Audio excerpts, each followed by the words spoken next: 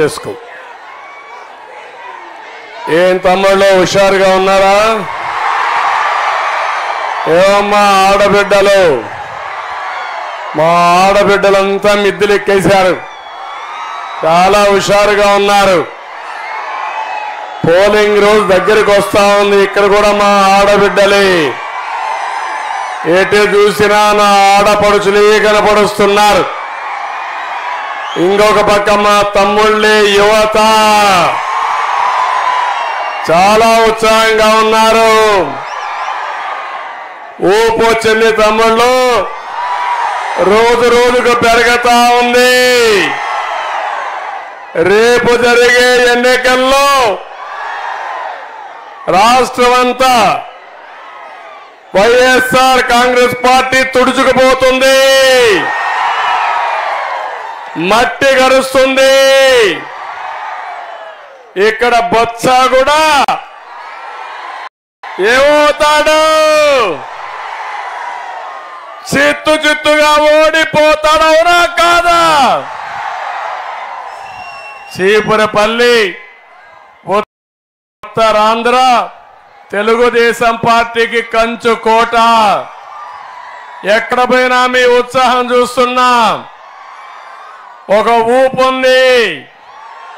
ఈరోజు ఈ మీటింగ్ చూస్తే, మీ ఉత్సాహం చూస్తే నాకు అనిపిస్తుంది కళా వెంకట్రావు గారి గెలుపు, అప్పలనాయుడు గెలుపు ఖాయం.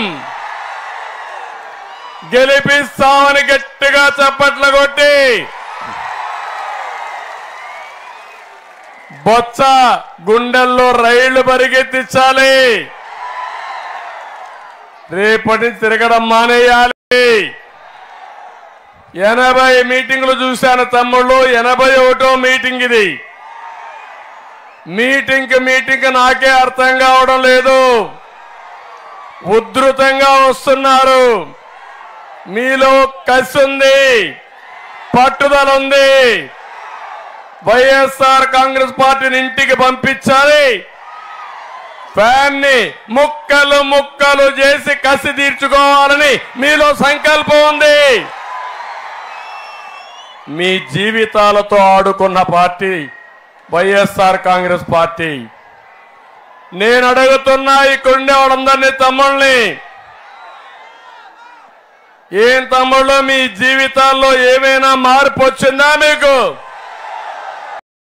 ఏమమ్మా ఆడబిడ్డలు మీకు న్యాయం జరిగిందా? మీకు ఎవరైనా సరే మీకు మంచి జరిగిందా అని అడుగుతున్నా.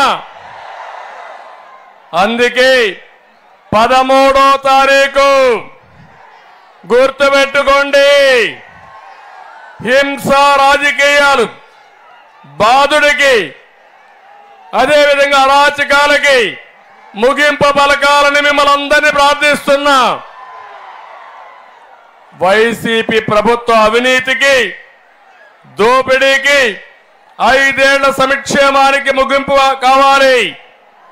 ఒకటే హామీ ఇస్తున్నా, బాధుడు లేని సంక్షేమాన్ని మేము మీకు అందిస్తాం. పిల్లలకు ఉద్యోగ అవకాశాలు క్రియేట్ చేస్తాం. మళ్ళీ అందరికీ